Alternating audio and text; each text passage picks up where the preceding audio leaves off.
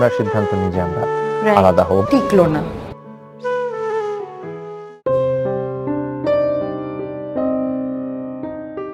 স্বস্তিকার সঙ্গে কেন প্রেম ভেঙেছিল পরমব্রতের? 16 বছরের পুরনো সত্য তবে কি এবার সামনে এলো? 2008 থেকে 2009 সালের দিকে প্রেম করতেন পশ্চিমবঙ্গের দুই তারকা স্বস্তিকা মুখোপাধ্যায় ও পরমব্রত চট্টোপাধ্যায়। দুজনের প্রেমটা ছিল প্রায় বছর দুয়ে। ততদিনে স্বস্তিকার ডিভোর্সের মামলা চলছে। সেই কঠিন সময়ে পাশে পেয়েছিলেন পরমব্রতকে। সম্প্রতি একটি ইউটিউব চ্যানেলে পরমব্রত কথা বলেন স্বস্তিকার সঙ্গে বহুল চর্চিত বিচ্ছেদ নিয়ে। পরমব্রত ও স্বস্তিকা নিজেদের সম্পর্ক লুকাননি, এমনকি বিচ্ছেদের পরেও একে অপরকে নিয়ে কথা বলতে দ্বিধা করেন না। বিচ্ছেদের পর এখন স্বস্তিকার সঙ্গে কেমন সম্পর্ক পরমব্রতের? একসঙ্গে কাজ করতে কতটা স্বাচ্ছন্দ্য বোধ করেন তারা, আর কেনই বা ভাঙ্গনের পথে বেছে নিয়েছিলেন দুজনে? পরমব্রত জানান, স্বস্তিকার সঙ্গে সম্পর্ক থেকে বেরিয়ে আসার সিদ্ধান্ত তারই ছিল। তার ভাষ্য, আমাদের প্রায় দেখা হয়, কথা হয়। আমরা 2 বছর একসঙ্গে ছিলাম। সেই 2 বছরের মধ্যে একটা বড় সময় এমন ছিল যেটা খুব সুন্দর ছিল, সেটাকে আমি সারা জীবন সুন্দর স্মৃতি হিসেবে মনে রেখে দেব। আরেকটা যেটা ছিল সেটা খুব